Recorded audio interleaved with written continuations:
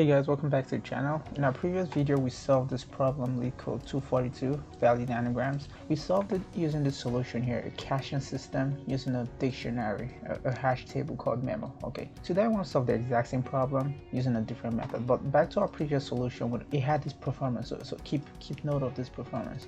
Today I want to solve it using a different method. Again, feel free to pause the video to read through the problem, but it's just saying, given a string s equals anagrams, and a second string t equals nagagrams. Okay, return true if both strings are anagrams of each other, return false otherwise. So anagrams is just simply saying, if I take this first string s, can I rearrange him in such a way I get t? That's all it's saying. And t also, if I get t, can I rearrange him in such a way I get s? If two strings have that relationship, they are considered anagrams. Okay, so like I said, we're gonna solve it today using what I call a bit vector. And I'm going to show you how it works. It's pretty straightforward, but as always, first is our check. Okay, if the length of s is not equal to length of t, there's no point wasting anyone's time. Just return false. It's impossible for two strings to be anagrams of each other if they don't at least contain the same length. So next we're going to create our caching array of vector, which is a bit vector, and in this case I'm going to make him a bit vector of zeros, starting off with zeros. 26 because there are 26 letters in the alphabet, and we know we're going to be giving only alphabet characters in s and in t. Okay, that's why it's 26, only because there's 26 letters in the alphabet. Okay, so then what do I want to do? I want to iterate through s. So for character in s, okay, iterating through s. Okay, so what do I want to do? While iterating through s, I want to go in this vector, and for each character I see in s, I want to change the value to 1, or not just 1, I want to update him by 1 every time I see a character.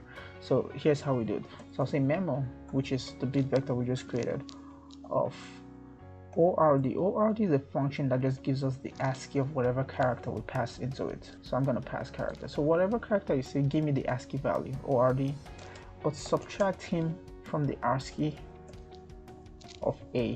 And what that does is it keys it by a. So if this character here is a, and you subtract ASCII of a minus ASCII of a, is going to be 0.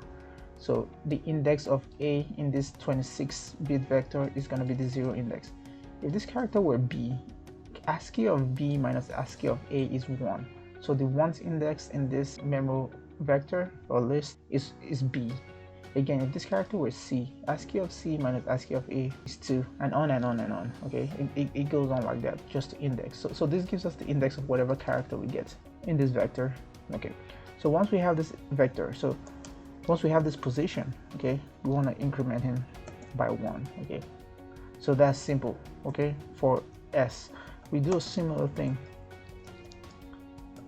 for t, for character in t. Okay, similar but opposite. Okay, rather than increment, we want to decrement him. Okay, and at the end of these two loops, if they are anagrams, it's going to be all zeros in memo, because we incremented him and we decremented him for each character. The anagrams means they have the exact same characters, just in different orders. Okay, so we're going to go through our bit vector. I'm going to say for item in memo, which is a bit vector, what do we want to do? Okay, if item, okay, if this item is not equal to 0, okay, if any item is not equal to 0, just go ahead and return false, because they're not anagrams.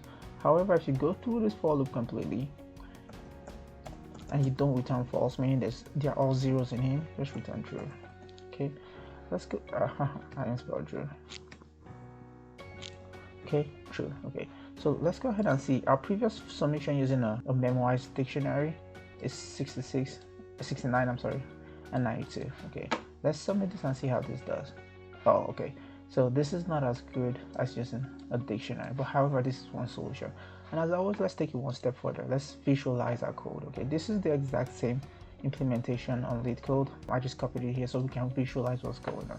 So let's go ahead and step through. Okay, we go ahead and call our function. We call our function at this point. So let's go. Okay, so now we've created our big vector, which is just zeros of 26 okay, from 0 to 25. So there's 26 items in here, each representing each letter in the alphabet. So now we're going to iterate through S. Okay, let's move this up to the side a little bit so we can see more of the bit vector. Okay, now we're going to iterate through S. Okay, the first character in S is the A, so we want to set this guy to 1 because it's an A. Next character is an N. Wherever N is, we want to set him to a 1. Okay, we just set N to a 1. Here's the 14th element in the alphabet, right? Index 13, so it's 0 based.